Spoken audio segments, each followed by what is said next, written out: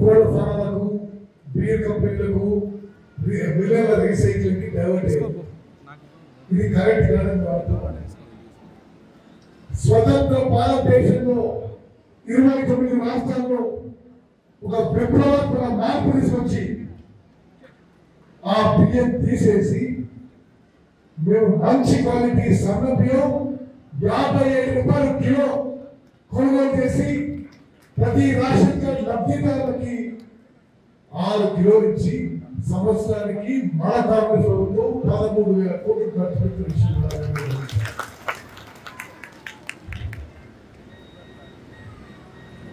ఈ రేషన్ బియ్యం ఇచ్చిన తర్వాత చాలా మంది వచ్చి గత 10 ఏళ్లుగా టిఆర్ఎస్ గవర్నమెంట్ లో రేషన్ కార్డు ఇవ్వలేదు.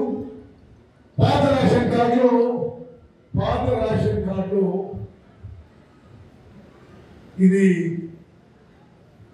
కొత్తగా సభ్యులు చేర్చుకోవడం లేదు. 10 ఏళ్ల తర్వాత ఇప్పుడు ఎన్ని కండిషన్ కొత్తగా కాంగ్రెస్ వచ్చిన తర్వాత 7,95,685 కొత్త రేషన్ కార్డు ఇస్తున్నాం. ఇది ఒక నిరంతర ప్రక్రియ.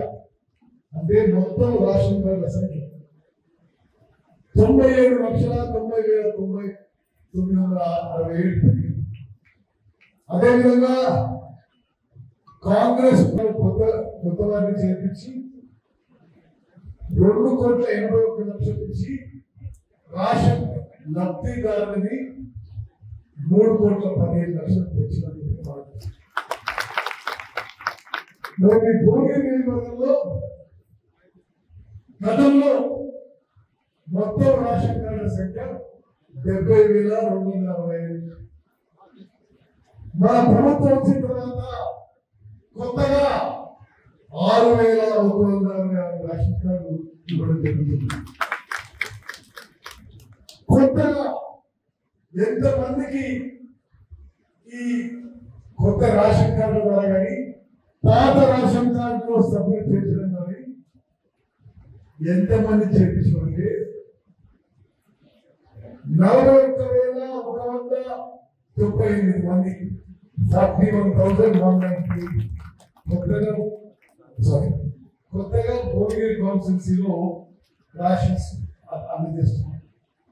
మరి ఇక్కడ ఉన్న అక్కలు చెల్లెలు అన్నలు తమ్ముళ్ళు అందరికీ మాట్లాడిస్తున్నారు.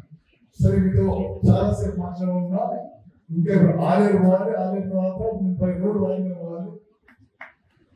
మిమ్మల్ని కలవడం చాలా సంతోషం.